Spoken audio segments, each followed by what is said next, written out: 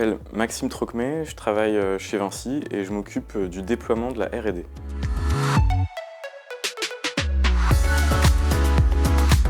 Les grandes thématiques phares, ça va être les limites planétaires.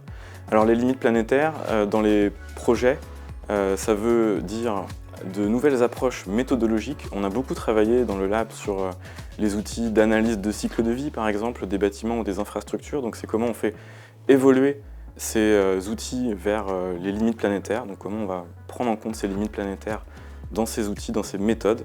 Et puis les limites planétaires, il y a aussi une dimension solution. Les solutions, ça va être par exemple le quartier zéro carbone. Qu'est-ce que c'est? Est-ce que ça existe? Comment il faudrait le faire?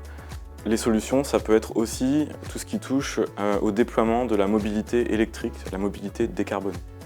Le deuxième grand sujet, c'est celui des technologies digitales et notamment l'intelligence artificielle. Alors l'intelligence artificielle appliquée au domaine du pilotage énergétique des bâtiments, appliquée au domaine des mobilités.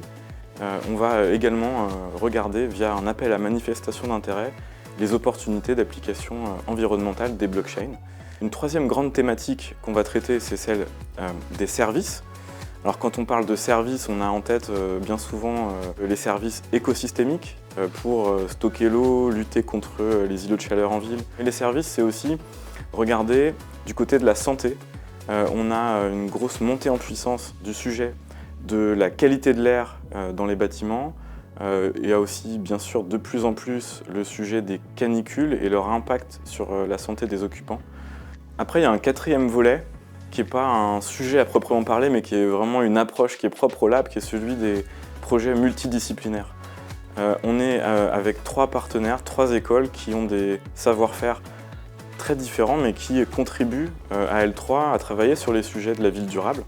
Et donc, avec l'école des mines, l'école des ponts et agro, on travaille par exemple sur les îlots de chaleur en ville et tout ce qui va toucher au microclimat urbain.